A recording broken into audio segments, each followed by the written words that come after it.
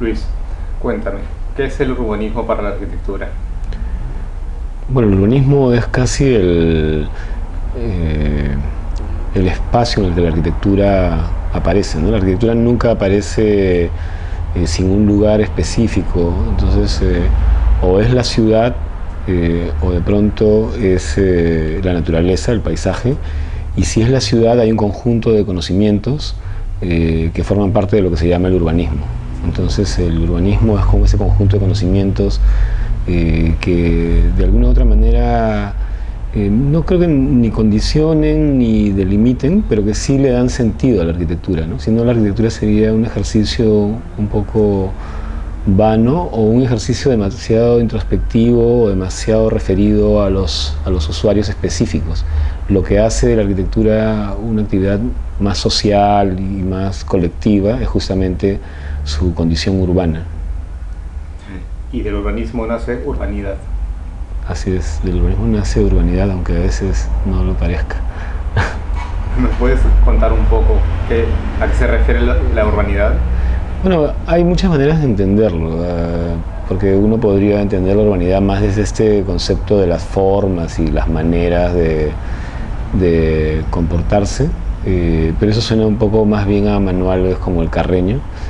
Pero también uno puede entender la urbanidad desde el sentido de lo que se conoce como la polis, que es el espacio colectivo por excelencia, ¿no? O sea, el ser humano con la ciudad gana una cosa que no tenía antes de que ésta exista, el cual justamente el ser social, ¿no? El que haya una colectividad que toma decisiones por ella misma, ¿no? Entonces, ese sentido que tiene que ver con la democracia, que tiene que ver con la participación, que tiene que ver con el ponerse de acuerdo, con establecer normas para la convivencia, tiene que ver con la urbanidad, tiene que ver con la polis. Y en última instancia tiene unas formas específicas que pueden tener que ver con que no tires un papel en la calle. Pero en la medida, en el caso por ejemplo de nuestra ciudad, mucho se reclama que no se tiren los papeles a la calle, pero sin embargo los espacios justamente de la discusión, del ponerse de acuerdo, de establecer las condiciones para la vida conjunta, son espacios que están normalmente degradados, desprestigiados, que son difícilmente aceptados por la población. Me refiero al ámbito político, a las municipalidades. Entonces, pedir las formas sin que exista el contenido es un poco también quedarse en los aspectos epidérmicos, ¿no? Y es por eso que en Lima no puede haber un ejemplo estricto de urbanismo. Yo creo que Lima está forjando su propio modelo urbanístico, si se quiere, ¿no? Creo que yo soy de los que piensa que, junto con muchos otros, que Lima y el Perú eran digamos, una ciudad y el Perú era un país bastante desestructurado y dividido en más de una parte. Y en los últimos 60 años, básicamente a partir de la migración, por lo menos Lima ha empezado a convertirse en una cosa más real, ¿no? O sea, yo creo que hasta 1940 Lima respecto al Perú era una cosa un poco irreal, falsa, ¿no? Era una especie digamos, de cosa que había quedado de la colonia, de unos sistemas de relaciones sociales y económicas bastante nefastos para el Perú. Y creo que a partir de los años 40 y en los últimos 60, 70 años, Lima realmente empezaba a construirse a sí misma a partir sobre todo de las migraciones, ¿no? Y entonces ha sido un proceso muy doloroso porque a este modelo heredado de la colonia y aderezado un poco a partir de la influencia francesa, italiana, después de la independencia, de pronto se le ha venido una población que legítimamente no tenía por qué aceptar esas formas ni esos modos, y ha buscado no rechazarlo, sino ha buscado primeramente emplazarse, subsistir, ¿no? Subsistir con sus propios medios, porque al Estado no le importaba si ellos sobrevivían o no. Y creo que ahora estamos en un momento en el que ya están emplazados, ya están no solamente subsisten, sino que durante la década del 80 y 90 han sido el motor de nuestra economía, nos han salvado, o sea, en realidad Gamarra, Mesa Redonda y todo esto nos han salvado de la crisis fatal en la que nos dejó el gobierno de Alan García, y han construido una ciudad como Lima, fantástica, inmensa, y ahora que ya están asentados empezamos a disfrutar, por ejemplo, de sus expresiones culturales, de unas nuevas formas de relacionarse, pero es un proceso complejo que está en sus inicios. Entonces yo creo que va a demorar un poco, y recién tengo la impresión de que la municipalidad, esta gestión, recién está leyendo adecuadamente la situación y está tratando de acompañar ese proceso, ¿no? Creo que hasta Castañeda, a pesar de sus buenas obras, ha sido más bien el intento, la continuación del intento de imponer un orden, ¿no? De ver todo este proceso como un proceso negativo, ¿no? Que nos invadieron de la sierra y hay que poner orden, y entonces las decisiones son más paternalistas y verticales, y con una idea de ciudad y una idea de comportamiento. Y creo que la gran posibilidad ahora es de más bien continuar esas dinámicas que han venido desde abajo, acompañarlas y reforzarlas, ¿no? Entonces yo creo que estamos en un gran momento para Lima. Este proceso ha traído una tuburización de los Ha traído espacios. muchos problemas, pero son problemas, es bien interesante, porque son problemas que no han sido ocasionados. O sea, es que hay que diferenciar un poco las actuaciones que se han sucedido. Entonces, por ejemplo, ¿no? Nosotros tenemos un gran problema con todo lo que es el transporte público masivo y el transporte privado. ¿Quién liberalizó el transporte público masivo? Fujimori. Simplemente por su enemistad con Andrade y por esta pugna de poder, arruinó un sistema de transporte que supongo que tú no te acuerdas, o no existías en esa época, pero en 1980, cuando yo estaba terminando el colegio, tú tenías el Ícarus, que iba por la vía expresa, que paraba en sus paraderos, que era absolutamente regular, que salía cada 5 minutos, y luego tenías todo el Enatru, que paraba en sus paraderos cada 3 cuadras, en la avenida Arequipa, en la avenida Salaberry, qué sé yo, y funcionaba muy bien. Y habían las empresas de buses que iban por todas partes, y la cosa en realidad funcionaba muy bien, y liberalizaron eso por una mala gestión y por buscar el camino corto. Nosotros tuvimos el primer sistema de transporte público segregado. O sea, esto que hace ahora Medellín y Bogotá, que hizo antes Curitiba, nosotros lo tuvimos a finales de los 60, porque la vía expresa tenía un carril segregado. Lo que pasa es que son decisiones que no se continuaron, pudiendo haberse continuado, aunque sea mínimamente. O sea, las grandes obras demoran 20 años y cada gestión hace un pedacito, pero claro, cada gestión ha querido hacer la gran obra, y claro, con el presupuesto que se tiene no se puede. Entonces, por ejemplo, ahí no tiene la culpa la población que emigró ni nada. La tuburización dependiendo de en dónde se haya dado, también es otro problema. El centro de Lima fue prácticamente abandonado justamente a raíz de la migración. O sea, las clases medias y las clases altas que vivían en Lima decidieron irse más lejos, y se fueron a San Isidro primero y después se fueron hasta La Molina, porque no querían vivir junto con estas poblaciones que ya estaban en el Cerro San Cosme, en el Cerro San Cristóbal.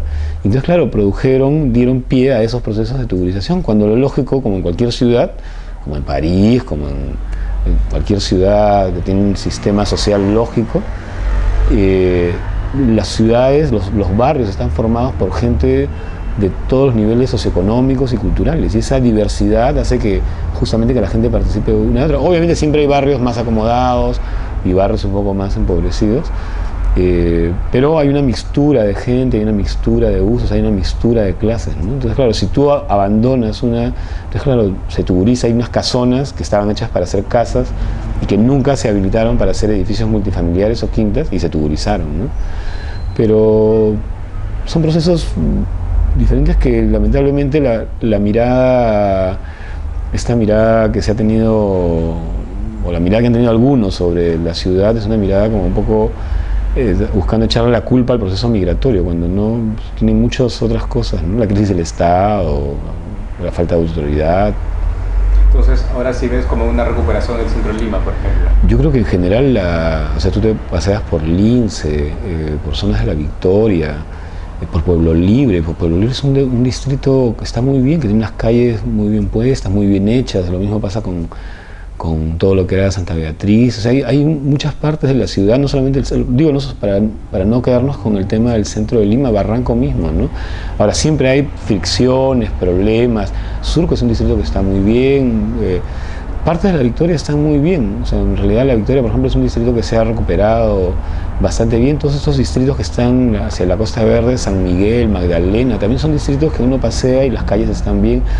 Obviamente hay algunas dificultades, pero en general yo creo que el mal momento de los años 80, cuando toda la ciudad está llena de huecos en las calles, ambulantes por todas partes y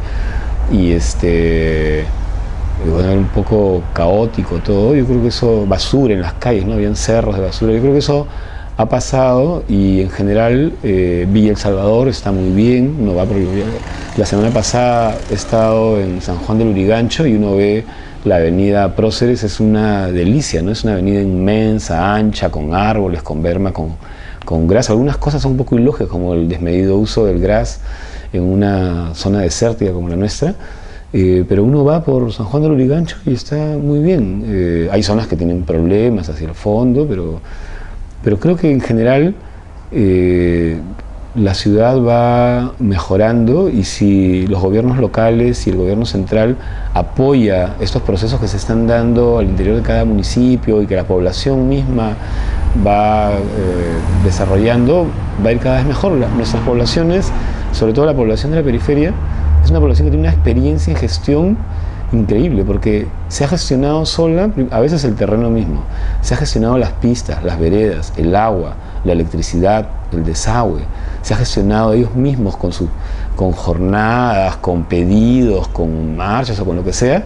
Se han gestionado centros comunales, se han gestionado un montón de cosas. O sea, ellos solos se han organizado, han hecho sus directivas y han ido, ya han pedido que les instalen cosas, ellos han trabajado, han puesto su mano de obra. El problema es que, por ejemplo, toda esa energía, claro, ellos ya tienen todo eso, la mayor parte de la población en Lima. Entonces, una vez que han tenido eso, ya no ha habido una autoridad que los ha seguido empujando a que consigan más cosas. Entonces, son casos aislados, por ejemplo, en Comas, el caso este famoso de La Balanza, donde ellos han continuado con su propio sistema de gestión y ahora tienen un festival internacional de teatro callejero. Entonces, se ha desperdiciado esa inercia tan productiva que estaba en todos los poblados de Lima, que estaba en Villa María, que estaba en San Juan del Lurigancho, que estaba en Villa El Salvador. Se está desperdiciando esa energía para seguir produciendo ahora de pronto cultura, institucionalidad, educación y muchas otras cosas, ¿no?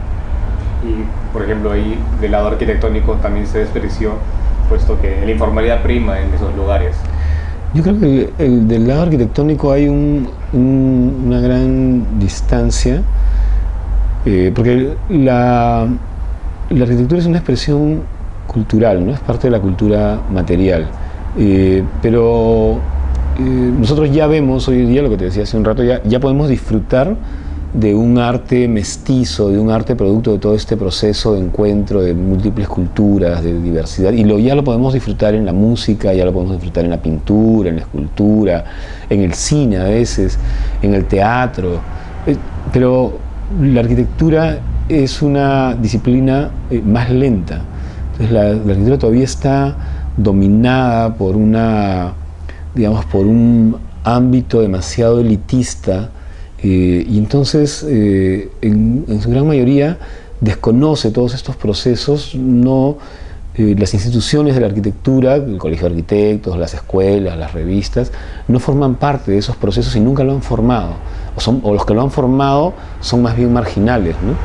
Entonces no se ha producido desde la arquitectura un acercamiento a todos esos procesos. Entonces la arquitectura en realidad marcha un poco por su lado, un poco aislada, un poco separada de esos procesos, y yo creo que va a tardar todavía un poco más en acercarse, en entenderlos, porque todavía yo soy profesor en una universidad, soy parte del problema, todavía está con sus estructuras mentales y con sus miradas y con sus expectativas demasiado puestas en lo que ocurre afuera, en lo que se construye en las élites, demasiado fascinada con las casas de playa y las cajitas blancas, y no ha desarrollado aún la capacidad que ha sucedido en la música para pervertirse, para distorsionarse, para mezclarse con lo impuro, con lo que se considera no académico, con lo improvisado, con lo vernacular, con toda esa gama de aportes de la cultura popular, que es la cultura que domina hoy el ambiente limeño, y que la hace interesante, porque hoy en día Lima no es interesante porque podamos ver una exposición de Fernando de Cislo. O sea, Fernando de Cislo lo conocemos hace años y es nuestro pintor más conocido. Lima es interesante justamente por estos pintores emergentes, por estos literatos emergentes, por este cine diferente, ¿no? Por este cine que sale de Ayacucho y que lo podemos ver acá también. Y con la arquitectura yo creo que no pasa eso, y creo que todavía va a demorar un poco en que suceda, ¿no? Pero, por ejemplo, nadie está haciendo todavía eso acá en Lima. No, de hecho que hay gente que puede estarlo haciendo, pero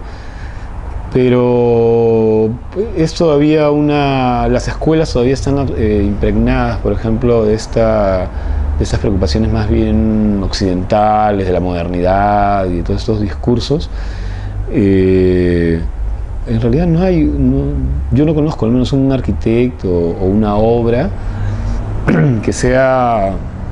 Hay cosas interesantes, ¿no? Me parece, por ejemplo, que aún con todo lo que pueda discutirse, Larcomar, que es una obra de Eduardo Figari que hizo Huaycán, que no es un arquitecto joven para nada, pero me parece una obra muy interesante porque es una obra que no pretende tener un discurso coherente y consistente y moderno, sino que es una obra diversa, que apela al kitsch, que apela a la guachafería, pero que funciona bien, que tiene una cosa así media vernacular, que imita en ratos la piedra y que tiene de arcos. Es decir, que es una arquitectura desprejuiciada, que no está parametrada por lo que supuestamente deberíamos hacer, que son estas cajas blancas con lositas perfectas y delgaditas y con columnitas ¿no? así cilíndricas como salen en las revistas. Entonces,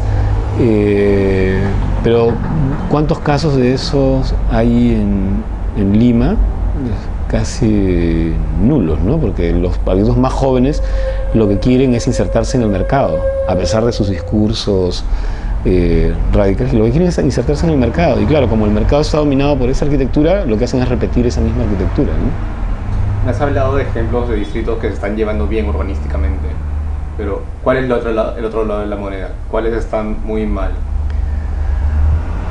¿Cuáles están muy mal? Lo que pasa es que en general hay aspectos negativos en general en el manejo de muchos distritos, y hay aspectos positivos, ¿no? Yo creo que en general hay algunas circunstancias específicas. Por ejemplo, en Chorrillos se dieron algunos problemas con cierta destrucción del patrimonio urbano, ¿no? De ciertas alamedas, ciertos espacios en el malecón. Personalmente, a mí me parece, por ejemplo, es muy relativo, ¿no? A mí me parece fatídico lo que pasó con el Parque de la Reserva, que se ha convertido en esta especie de feria, este carnaval de luz y agua. Y el problema es que ese tipo de cosas generan ejemplos, ¿no? Entonces, cuando los municipios siguen ese tipo de ejemplos, en realidad lo único que tenemos son problemas.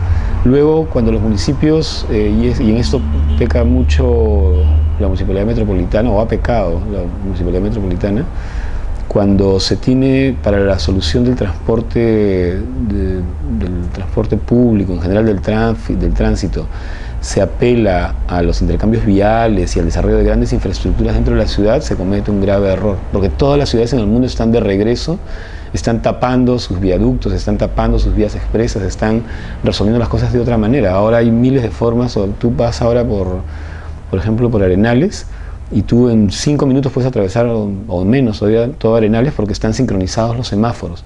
Si toda la ciudad estuviese con los semáforos sincronizados, que es un costo mínimo, tú tendrías que probablemente, se resolvería probablemente más de la mitad de los problemas que hay en la ciudad.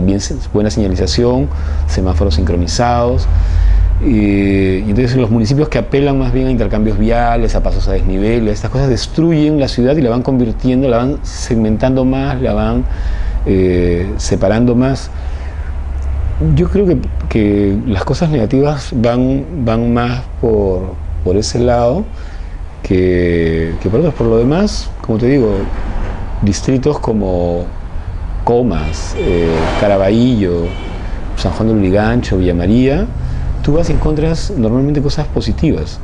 Lo que pasa es que tienen poco presupuesto, pocos recursos, porque claro, los recursos de la municipalidad vienen finalmente de los pagos que hacen los vecinos, y claro, como las poblaciones son poblaciones que tienen pocos recursos, entonces o no pagan o casi no tienen para pagar, ¿no? Entonces ahí el Estado debería funcionar como un ente, porque es absurdo que tú estés en Miraflores o en Barranco y tengas estos jardines maravillosos porque podemos pagarlos, y luego te vayas a un sitio donde no se pueden pagar y simplemente no tienen los jardines. Entonces ahí hay una falta de equidad, es una ciudad que no es equitativa, ¿no? Porque el que tiene una ciudad linda y el que no, y estás a 10 minutos. Ese tipo de cosas no se pueden dar, ¿no? No deberían darse. Eso es lo que hace de Lima una ciudad casi monstruosa, ¿no? En donde a 10 minutos tienes la extrema pobreza y de pronto tienes una abundancia que no sé, te escarapela el cuerpo, ¿no? Es como que se da un urbanismo incoherente. Obviamente se generan ahí unas fricciones naturales, ¿no? Eso es una cosa propia de una situación como esa, ¿no? Pero en general, ahora hay áreas de la ciudad que están muy mal, no sé, ¿no? Rinconada Baja, que está más allá de Pamplona, en San Juan de Lurigancho, es una zona que tiene muchos problemas, que están las chancherías, que hay un microclima que no ayuda, que paran quemando basura y hay unos botaderos informales. Entonces pero claro, sobre eso, por ejemplo, la Municipalidad de Lima ya está trabajando, ¿no? Esos focos que son así, situaciones puntuales, ¿no? Hay zonas del río Rima, en la margen que va del centro de la ciudad hacia el Callao, que están en muy mal estado, pero también sobre eso ya la municipalidad está trabajando, ¿no? Yo creo que uno de los grandes problemas de la ciudad son sus zonas vulnerables, ¿no? En cualquier momento hay un sismo de 7, 8 grados y gran parte de la población que vive en laderas, por ejemplo, va a sufrir mucho, ¿no? Porque realmente hay viviendas que están agarradas con nada y que están en unas laderas muy empinadas, y en un sismo es una gran cantidad de población que va a sufrir las consecuencias, ¿no? Yo creo que sobre eso es sobre lo que se debería trabajar con urgencia. Y en el caso del arquitecto, ¿cuál es su función dentro de organizar un urbanismo dentro de Lima? Bueno, lo que pasa es que el arquitecto puede desarrollar muchas funciones, y el problema es que las facultades privilegiamos el perfil del arquitecto diseñador y dejamos un poco de lado el perfil del arquitecto que diseña espacios públicos, del arquitecto promotor, del arquitecto gestor, del arquitecto funcionario municipal. Entonces yo creo que cuando la enseñanza se diversifique un poco, pero no es fácil, realmente es bastante complicado, el arquitecto va a poder asumir múltiples funciones, ¿no? Entonces hay muchos arquitectos en las municipalidades, pero que no han sido formados para trabajar en la ciudad, y entonces tienen como algunas dificultades para poder llevar a cabo cosas, ¿no? Los arquitectos pueden gestionar proyectos en donde no los hay, pueden dar iniciativas, pueden de pronto asociarse con dirigencias en los barrios, puede presentar a la municipalidad iniciativas. Entonces, cuando el arquitecto entienda que puede hacer todo eso y no solamente diseñar, que yo creo que ya lo entiende, lo que pasa es que todavía no se ha sistematizado el cómo hacerlo, en ese momento la arquitectura va a poder hacer más. Por ahora que la arquitectura está más pensada como una actividad de diseño, o más dedicada al diseño, es un poco más limitado su accionar. Y para terminar, yendo un poco más al diseño, este movimiento inmobiliario, que hay un montón de plata invertida, ¿puede hacer que haya un auge de nuevos talentos arquitectónicos acá? ¿O lo hay? Y sería deseable y ojalá así lo fuera, pero por lo que yo he visto, lo que pasa es que prima lo económico. Lamentablemente en este boom las municipalidades no han sabido poner ciertas condiciones para que prime la calidad. Entonces lo que prima es lo económico. Y entonces, claro, tú ves, por ejemplo, la mayor parte de edificios que se diseñan en Lima, multifamiliares, son edificios que todos tienen puertas de garaje en la parte baja. Son poquitos, los edificios como este que saca al frente, que son edificios que tienen, que cuidan el espacio público, que abren tiendas o terrazas o veredas o lo que sea hacia la calle, son casi inexistentes. Es un porcentaje mínimo. Entonces, ¿qué pasa? Que lo que están buscando simplemente es rentabilizar hasta el último metro cuadrado. Y así como quieren rentabilizar hasta el último metro cuadrado, hacen departamentos típicos porque quieren rentabilizar el sistema constructivo y que se haga en el menor tiempo posible, hacerlo lo más eficiente. Y así como buscan la rentabilidad en la distribución, tratan de que el proyecto les cueste lo mínimo posible. Entonces, en tanto el boom inmobiliario y las empresas solo estén buscando el interés económico y no estén tratando de dar una mayor calidad de vida, lamentablemente no va a producir mejor arquitectura. O sea, la mejor arquitectura va a aparecer cuando lo que prime sea la calidad de vida y no, porque las innovaciones vienen de ahí. Las innovaciones no vienen de esfuerzos formales. Las innovaciones deben venir de mejoras en la calidad de vida en términos urbanos, en términos arquitectónicos. Y en eso hay muy poco trabajo. Y por el contrario, lo que se da mucho, además de estos edificios bastante banales y comerciales en el peor sentido de la palabra, porque hay una arquitectura comercial que es muy buena, pero comercial es en el peor sentido de la palabra, es que mucho se está trabajando sobre la idea de los condominios, y eso lo único que produce es fragmentar más la ciudad, generar más guetos, aislar más a ciertas poblaciones, el autoaislamiento, y eso lo único que produce es una ciudad otra vez más violenta, más fracturada. Y entonces, claro, como la polis, ese espacio del compartir, se destruye cuanto más condominios hay, entonces la ciudad sufre las consecuencias porque es una ciudad que vive como de guetos separados, de zonas de nadie. Y entonces son esas zonas las que se vandalizan, las que se hacen peligrosas, las que se llenan de basura, las que no pertenecen a nadie, ¿no? Entonces ahí depende también de la normatividad del Ministerio de Vivienda, del Congreso, que tenga una política urbana. Lo que pasa es que eso es también todo un gran problema, ¿no? O sea, si tú te das cuenta, el Congreso, el Ministerio, o sea, el Poder Ejecutivo, el Poder Legislativo y las municipalidades no tienen una política urbana. O sea, no saben cómo deberían ser las ciudades. Entonces las leyes son leyes que resuelven temas administrativos como las declaratorias de fábricas o las licencias, pero no tienen en la cabeza un modelo de ciudad. O ni siquiera tienen una preocupación por la ciudad. O sea, no saben, porque no hay urbanistas que asesoren a los congresistas, aparentemente, porque las municipalidades son bastante improvisadas y no tienen una idea de qué ciudad debería hacerse en cada zona del Perú, en cada lugar, ¿no?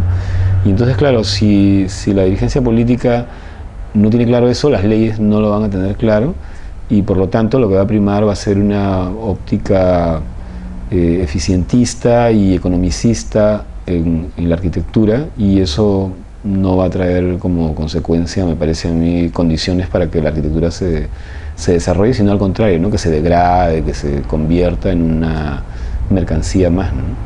Pero eso tiene que ver, por ejemplo, mucho con que las calles no están hechas para el ser humano, sino para las máquinas. Para los autos, ¿no? para que entre el auto y salga, y el garaje y cosas así, ¿no? Es en realidad esa es nuestra ciudad en los últimos años, ¿no? En las últimas décadas. Ok, muchas gracias, Luis. No tienes por qué.